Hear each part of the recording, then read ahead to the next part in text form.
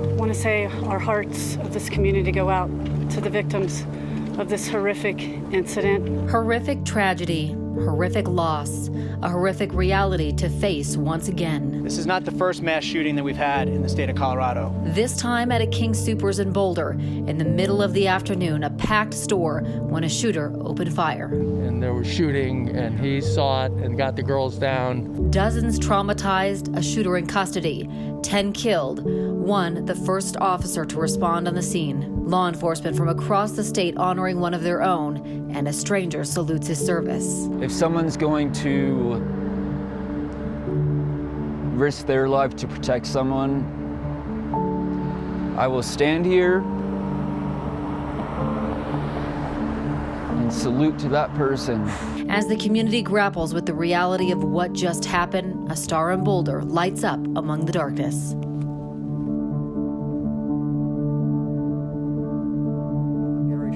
Live in Boulder today, just across the street. Hi everyone, I'm Gary Shapiro, live in Boulder today, just across the street from the King Soopers store. Thank you for joining us on this tragic morning as we review what happened yesterday. 10 people killed by apparently a lone gunman in this store. A Boulder police officer, one of the victims. We're going to talk about all of that coming up this morning. Let's first talk about where exactly this store is. If you're familiar with Boulder, this is a huge intersection. It's a big area of town. It's on the south side of the city on the corner of Table Mesa and South Broadway. Really close to the campus, as we said, and a really popular place to shop. This is what we know so far. One suspect is in custody. He's in the hospital. He's getting treatment for a leg injury. Boulder police tell us 10 people once again killed during that shooting Monday afternoon. And sadly, one of them was the police officer, Eric Talley. He was the first to respond to the 911 calls, the first into the store.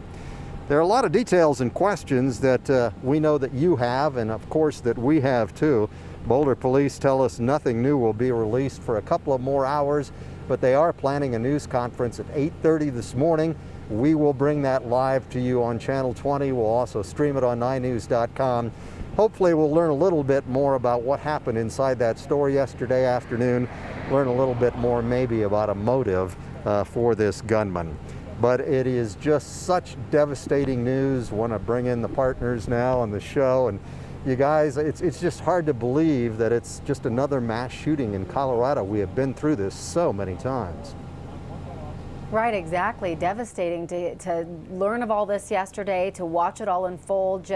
It's unfortunately become all too common, especially here in Colorado. Yeah, it's truly a tragedy. We're going to be hearing different perspectives this morning too, Gary. Yeah, absolutely we are. So we want to talk about Eric Talley, the Boulder police officer. 51 years old, Officer Talley. He had been with the department a little more than a decade, we're told. As we mentioned, he was the first on the scene. 9 News reporter John Glasgow is over at Boulder Police Headquarters this morning, and he joins us now with more on that. John? Hey, good morning, Gary. Yeah, the message here this morning is one that has been is heart-wrenching. We talked with some of the Boulder officers that were here this morning. They put this memorial out here for Officer Eric Talley, the 51-year-old officer who was first on scene of the King Soopers and was fatally shot. Flowers have been placed on the hood here. They're hoping more community members will come and also pay their respects. But as you mentioned, last night there was a procession for Officer Talley, and there were thousands of law enforcement from different agencies across the metro. This Boulder police officer, Eric Talley, he'd been with the police department since 2010. He was 40 when he started working with the department. Homer Talley, Eric's father, he tells us that he was a father of 7 children. The oldest is 20 years old. His father said that he was working to become a drone operator because he thought it would be safer. His father tells us Eric had a great sense of humor and loved his family more than anything. Among the emergency responders paying their respects to Talley during last night's procession were also members of the community who didn't know Officer Talley's name, but it didn't matter. I'm standing here on this curb to show my respects to the men and women that have lost their lives tonight. I don't care how cold it is. I'll stand out here and I will salute to that officer when they pass by.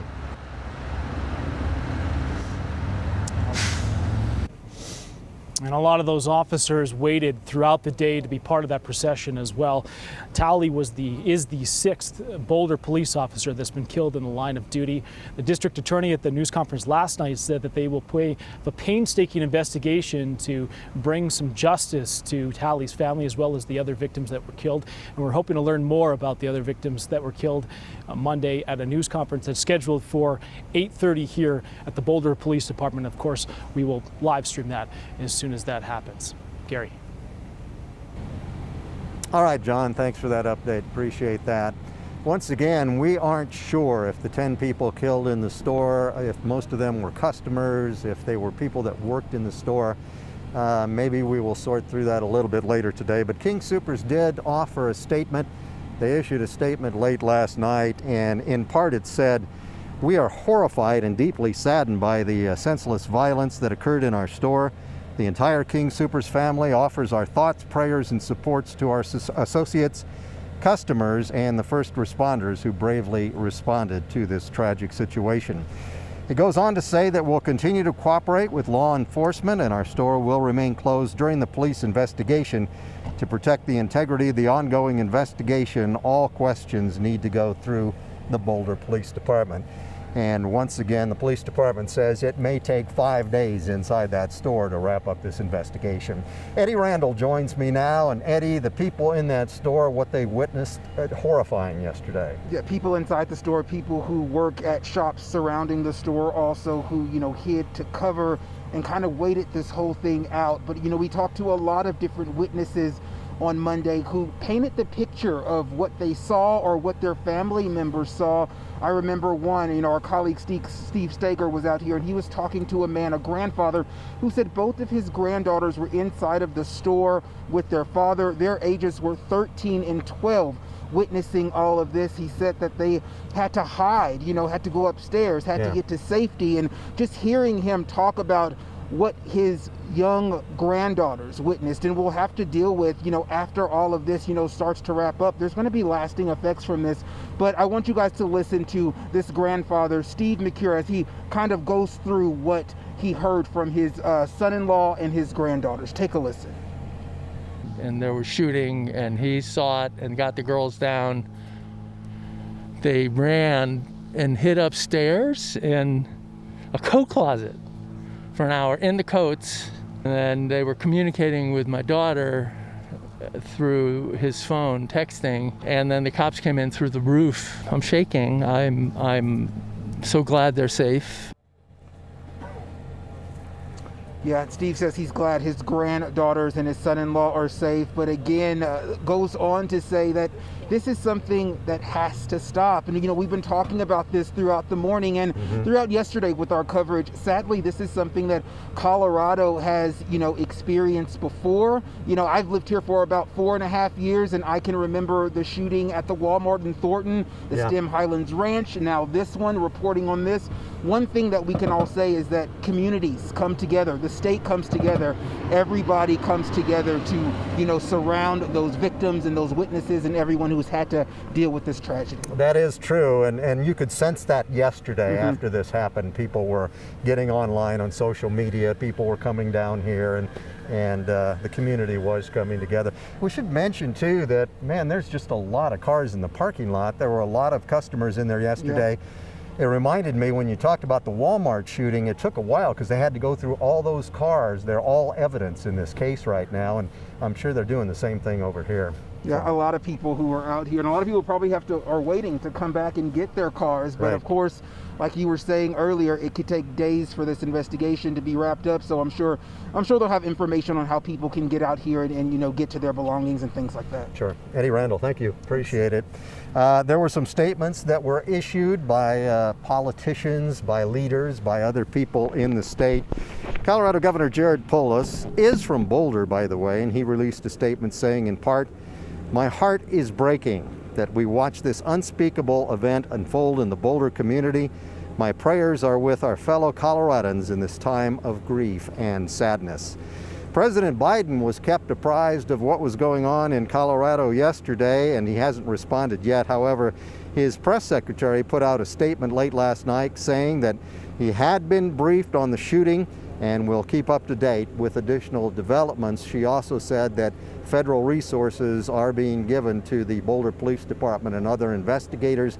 We saw that yesterday when ATF and FBI agents were here at the scene.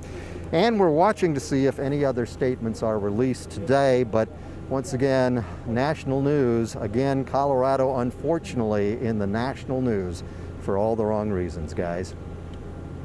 I know. So as I watched all of this unfold yesterday evening, my heart ached, and kind of going off of what you and Eddie were just talking about, I've lived here for about 12 years now, and I have covered way too many of these, you know, the Aurora Theater shooting and then STEM, the Walmart shooting. It's just terrible that this is happening so often, especially right here in Colorado. Yeah, and to echo what Eddie was saying, I mean, these were people who are just going for a grocery store run. I mean, you don't think to get shot at a King Soopers. COVID-19, I mean, we're talking about vaccines in the pharmacy. A lot of people were there getting their shots.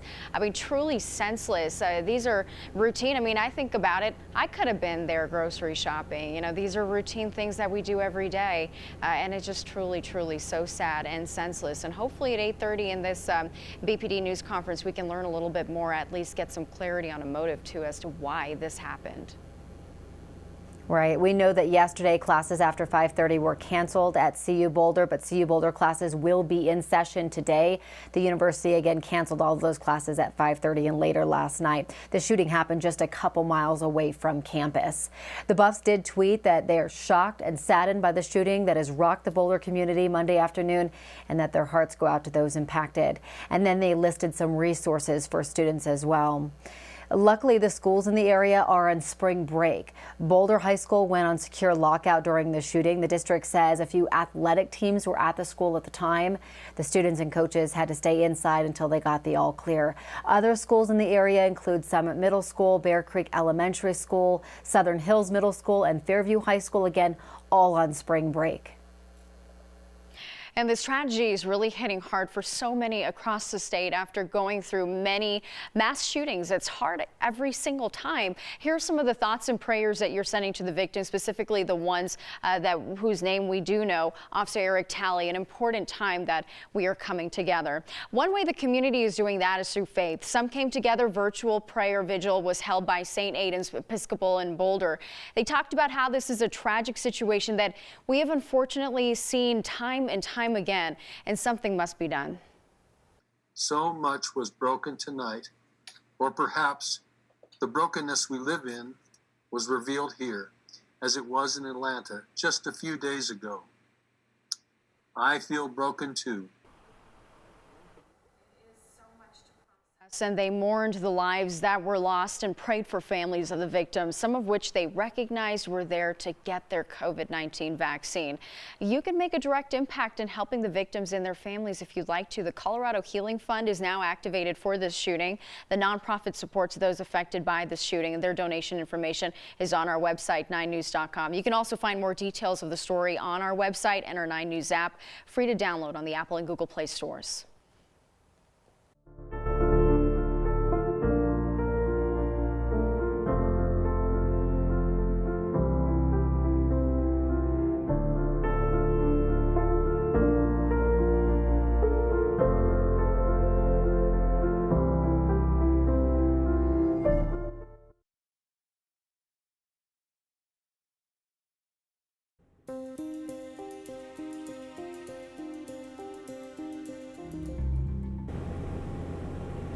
And welcome back, everyone. I'm Gary Shapiro, live in Boulder this morning across the street from the King Soopers store, where the mass shooting claimed 10 lives of our Colorado neighbors yesterday.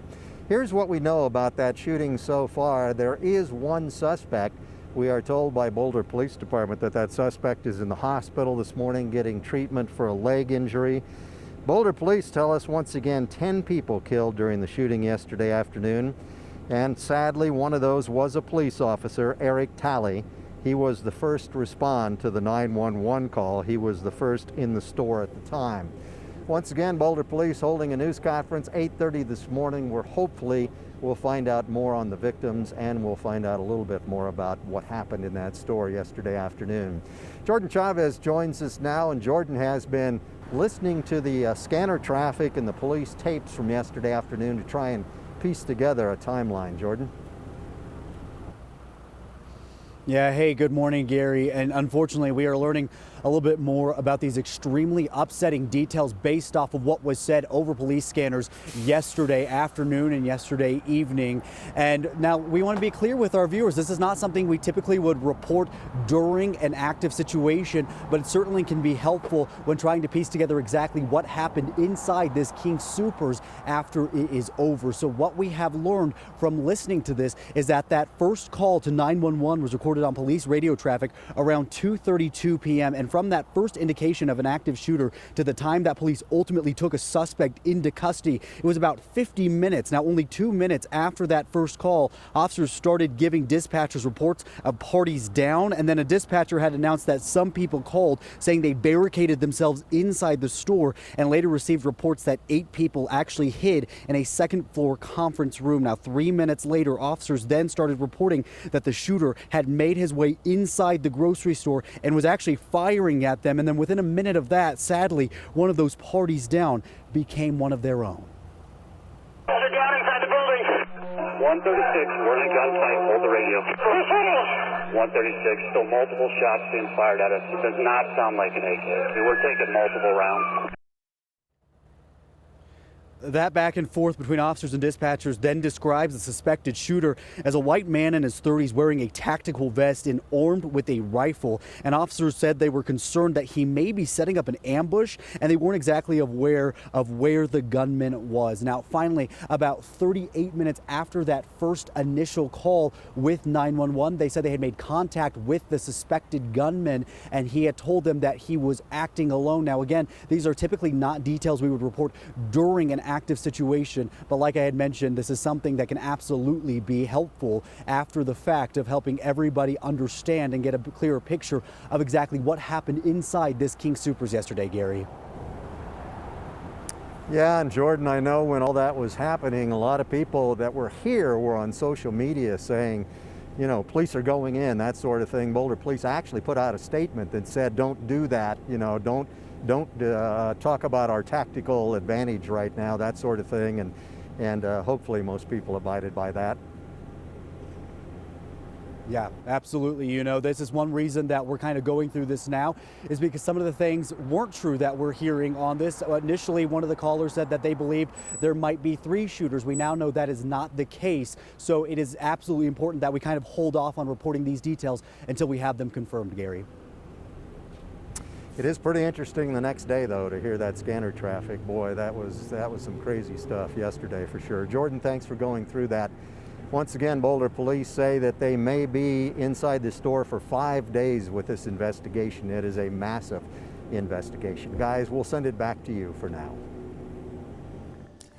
Okay, thanks, Gary. Hey, as we take a look at our picture, you can see we do have some clear skies overhead. That's not going to last long. We had some snow yesterday, then some clear skies. Now we got some more snow coming in tonight, and here's why. There's our system from yesterday. Here's the clear skies we have right now. Here comes the next system, which is pushing in, and that's going to get some pretty good snows for the southern mountains as well. You can see we have a little bit of clear skies right now, but as the day goes on, we see these clouds move in rather rapidly. Snow develops tonight, mainly over the south, but it'll work its way up along the front range, gives a couple of scattered snow showers there, and then you see Thursday night it clears out. We see a little bit of a break on Thursday, and then here comes Friday with its next chance for rain and snow showers. Highs today mostly in the 30s and 40s along the front range. You'll also find temperatures in the 50s down further south you go. We'll see 20s and 30s for the high country, 40s and 50s out west. As far as the forecast for Denver, increasing clouds today after morning sunshine, some light snow showers and 42 degrees. Then for tonight, mostly cloudy, maybe an inch of snow overnight. I think that's about all we'll see, a low of 28 degrees. And then 42 tomorrow. Again, chance for some snow showers. Little break on Thursday with 51. Back to a chance of rain or snow showers on Friday. Again on Saturday, but we start to warm it up. And then look at your Sunday and Monday. 62 degrees Sunday, 67 on Monday with sunny skies. Ed, thank you. We do want to get you out the door and talk about the drive right now. I'll say the Denver metro area is fairly quiet. We're seeing mostly green out here, which is good. But I do want to point out, because of that shooting in Boulder, we still have several closures surrounding that area. You're really just asked to avoid it. Broadway is closed between 40th Street and Table Mesa Drive, and then Table Mesa Drive closed as well between Lehigh Street and Broadway. One crash that we're watching at this hour at all in Brighton, Bridge Street and Miller Avenue. But again, the metro area is fairly quiet, which is a nice way to kick off the morning commute. Southbound I-25 ride here from I-70 to Santa Fe Drive is only 6 minutes. This morning, we're following the latest developments of the tragic shooting at King Soopers in Boulder. That includes hearing from someone who was there when the shooting started.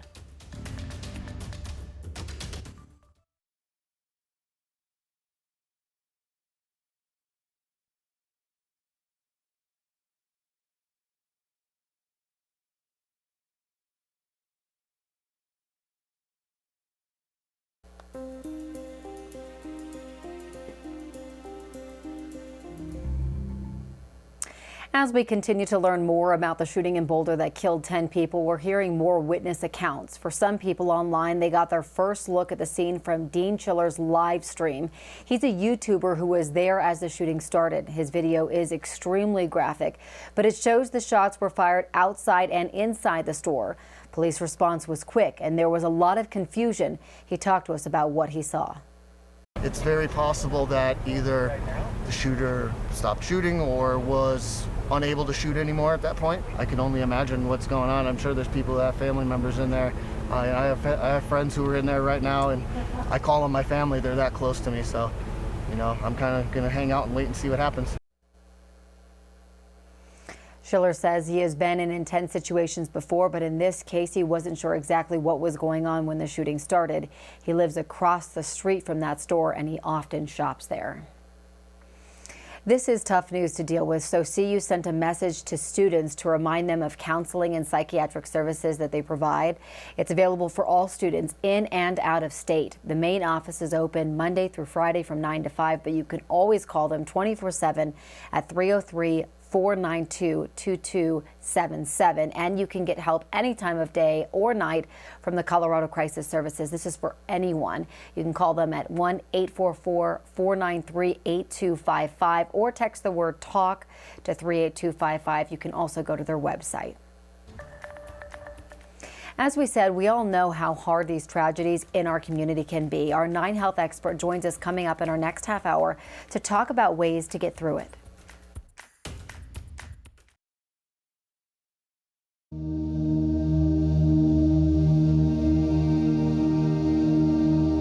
Ten families forever changed. 10 people taken too soon. 10 people killed after a mass shooting at a grocery store in Boulder. These were people going about their day, doing their food shopping, and their lives were cut abruptly and tragically short. The suspect now in custody as we work to learn more details about what happened and why. Boulder police officer Eric Talley was the first to respond to 911 calls to help.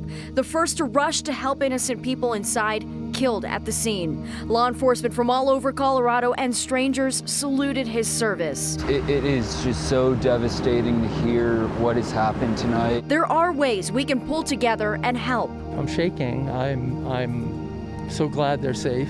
And for those who have survived, who have loved ones survived, or are listening to this news with despair, putting mental health first is more important now than ever as the community tries to heal from another mass shooting in Colorado.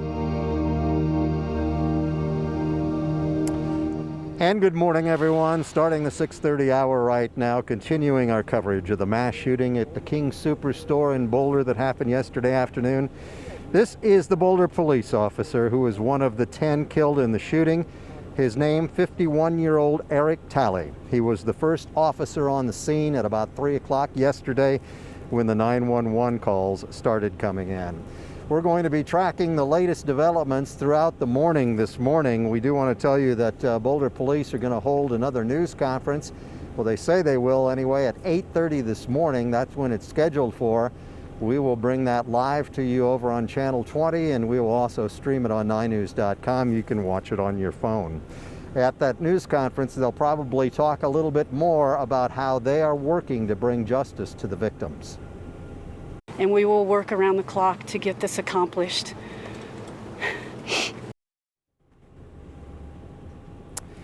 And the man police believe is responsible for the shooting is in custody. They say he was taken to the hospital yesterday afternoon with a leg injury. This morning, they still have the whole area cordoned off here in Boulder at the intersection of Broadway and Table Mesa Road. The King Soopers is still full of cars. Lots of people there yesterday afternoon. When it was shut down, they just took them all out in buses, and the cars are still there, part of the investigation this morning. And it is striking, you guys, that grocery workers have been through so much during this pandemic.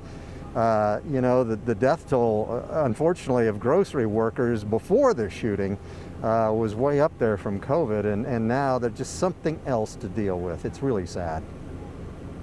It is sad and just so scary for so many people who would never even picture themselves looking for a second exit in a grocery store in case of a shooter. I know, you're right about that, Corey. Boulder is such a tight-knit community. I mean, think about Colorado. We're so tight-knit in times like this. We really band together. So it's really difficult, not just for our state, our community, city to deal with, but also the country right now to deal with.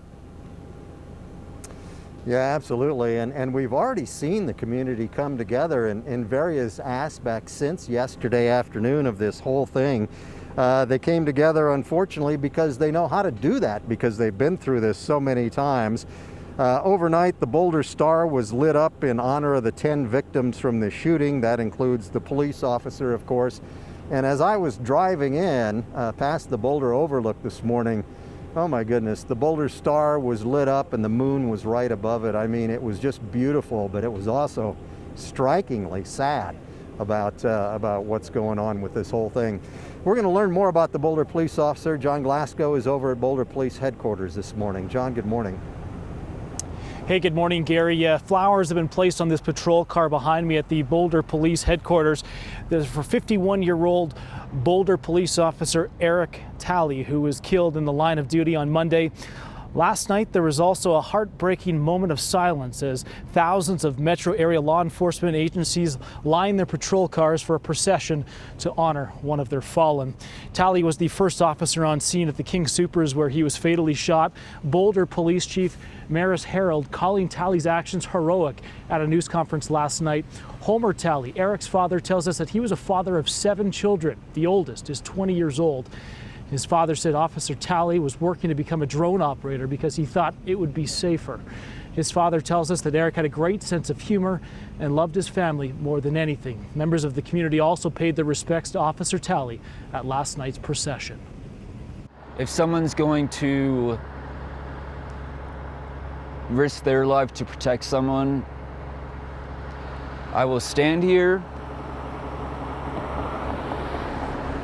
and salute to that person, because they're risking their life for members of our community.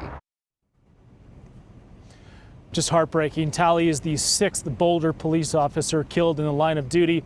The district attorney said at that news conference as well that they will be in an extensive investigation to bring justice to Officer Talley's family, as well as the other victims' families the other victims that were killed on Monday. Now, at 8:30 this morning, Boulder police will update us on that investigation as well. We're expecting to learn a bit more as to what happened, as to also who else might have been killed in that shooting at the King Soopers. Gary. All right, John, thanks for that. And I have just been told that we're going to carry that news conference on Channel 9 too. So if you're watching the Today Show, we will break in and carry that news conference. We still don't know if the other 9 people that were killed in that store yesterday afternoon were customers or people that worked at the store, but we do know that King Soopers issued a statement last night talking about what happened, and it says in part, "We are horrified and deeply saddened by the senseless violence that occurred at our store. The entire King Soopers family offers our thoughts, prayers, and support to our associates, customers, and the first responders who bravely responded to this tragic situation."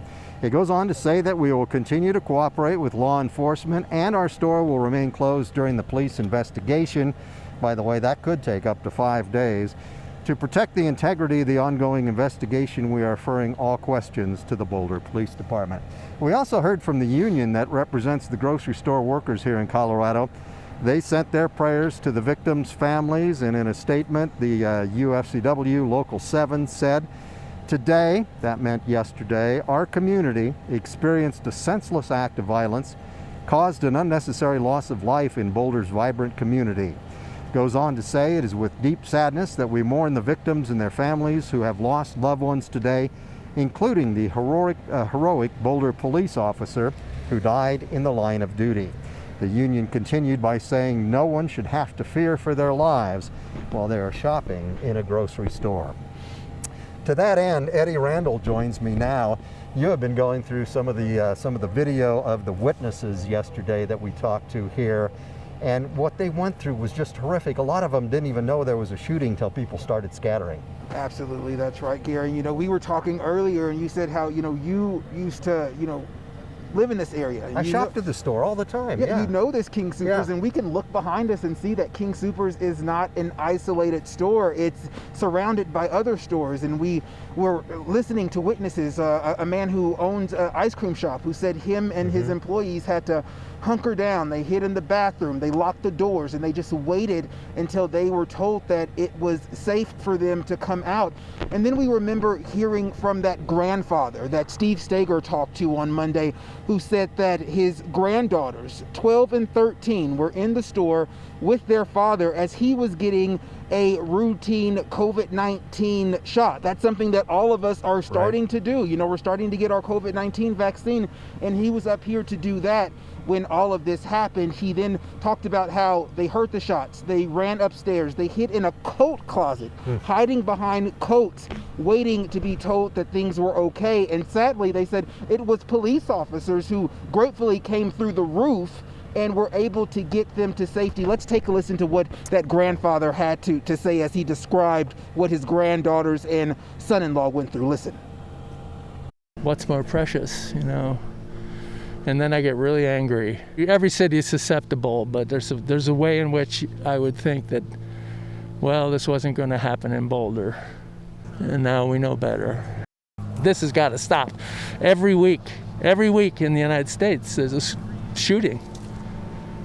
Now it's our turn, and that should never be repeated anywhere.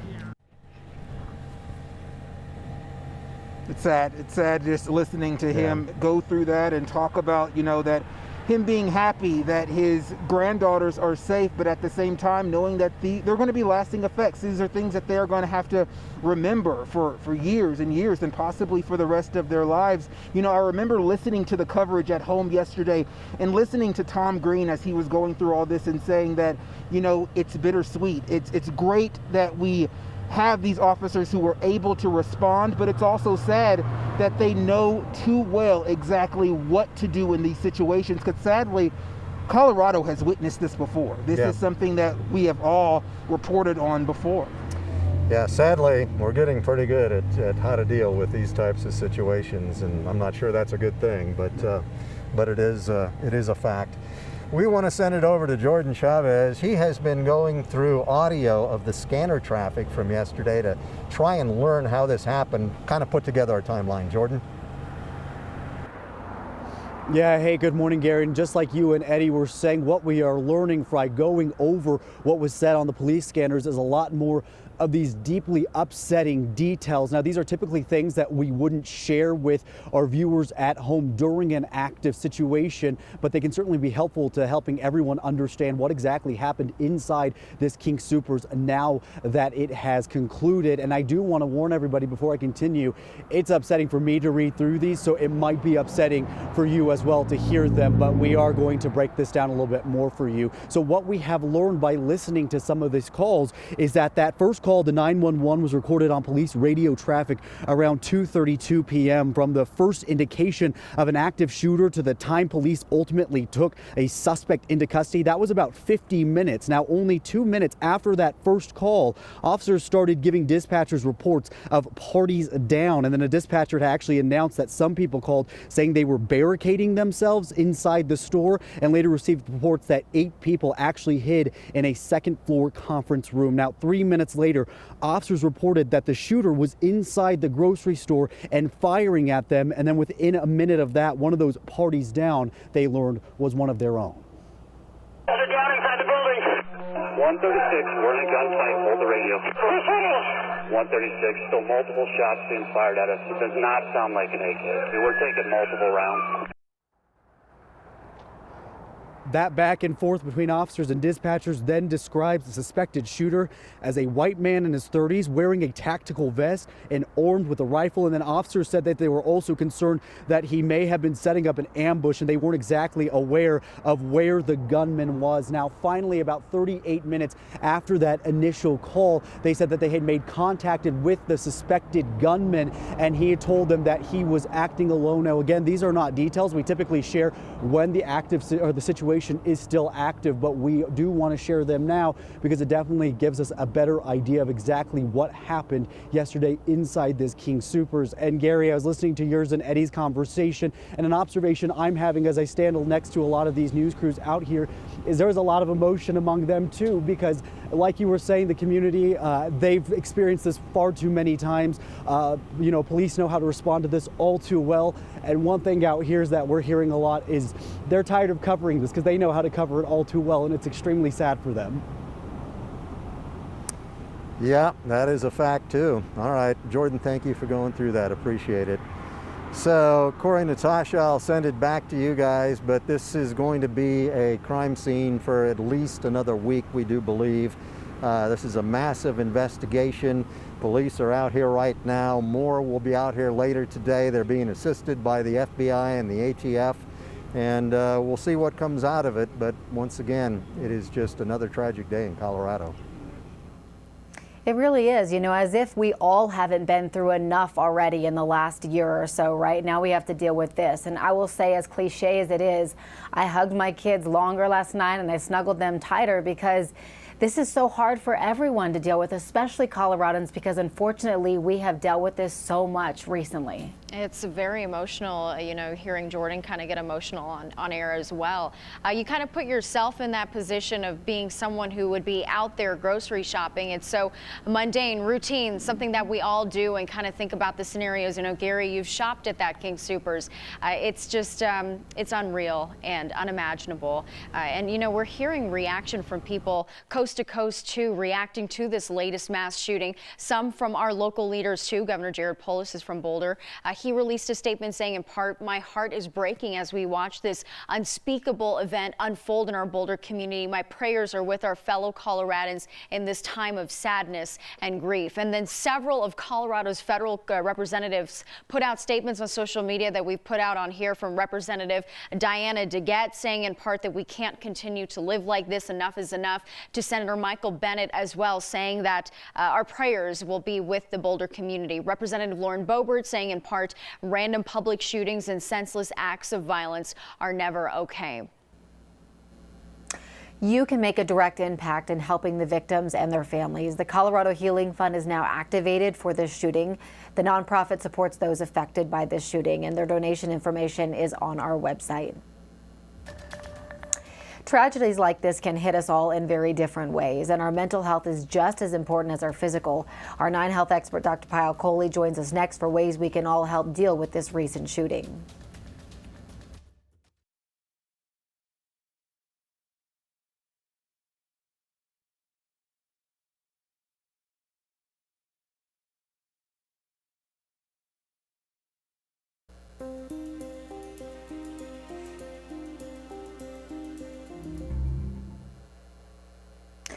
The Boulder Police Department is remembering Officer Eric Talley. The 51-year-old was one of 10 people killed in a mass shooting in Boulder yesterday.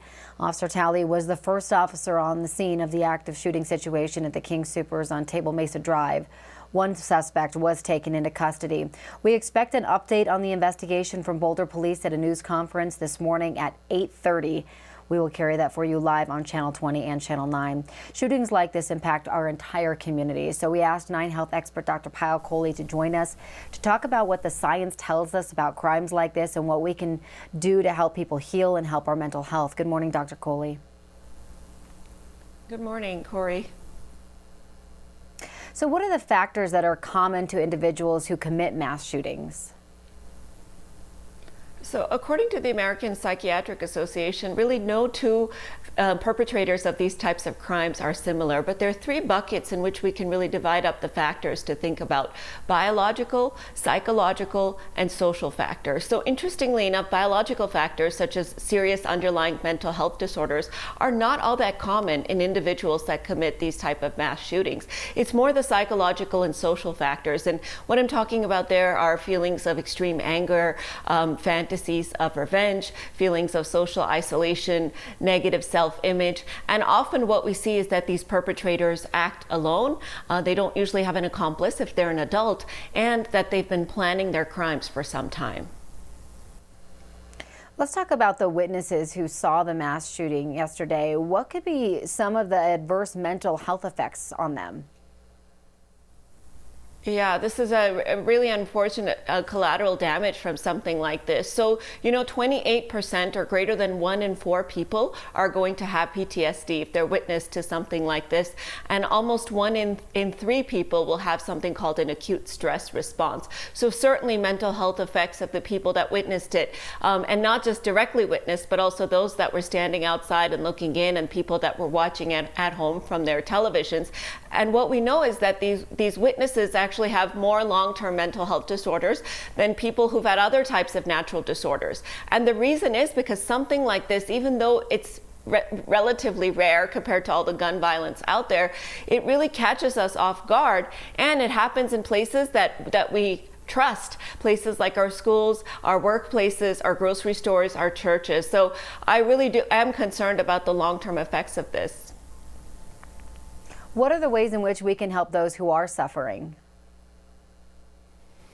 Such an important question. So really the way to kind of help people is to divide this up into 3 phases of what people are going to experience. So the first is the acute phase, which is what we're all going through right now. It's the days to about the week after the event. And there we have to give what we call psychological first aid, which essentially means reaching out to people who witnessed this and checking in with them and really normalizing their feelings of fear, anxiety, and helplessness. That's really how you help them cope through that first week. Then you turn into what's called the intermediate phase, which is kind of the weeks to months afterwards. That's where you really need to get people connected with the resources, professionals, their medical providers, their mental health providers, in order to make sure that they're plugged into the right resources. And then finally, it's the kind of chronic or long-term phase that can happen for months to years afterwards. That's where most people have actually healed, but there are a small subset that will continue to have nightmares, PTSD, flashbacks, those types of events. And that's where you have to look out for substance abuse as well. So keep that radar up if you have family or friends in that phase. It's going to be quite the road of healing for our community. Dr. Coley, really appreciate you joining us. And you can get help any time of day or night from the Colorado Crisis Services. You can call them at 1-844-493-8255, or you can text the word TALK to 38255, or you can go to their website. And as far as our weather goes, we had that snow yesterday morning. There's that system off to the east of us. We have a little break here, and then here comes another system out of the southwest, and that has prompted a winter storm watch, warning, and advisory across the south for up to 15 inches of snow, and that could kick a little snow up the Front Range right into Denver overnight. You see temperatures today mostly in the 30s and 40s along the Front Range, and tomorrow, boy, very little change, mostly in the 30s and 40s. Here's your forecast. 42 degrees today with increasing clouds, maybe a few scattered showers. Then tonight, mostly cloudy. Could see an inch of snow with a low of 28. And then for the next several days, up and down again. Wednesday, showers. Thursday, a little break with sunshine. Then showers again Friday and Saturday. And spring-like Sunday and Monday with highs in the 60s with partly sunny skies.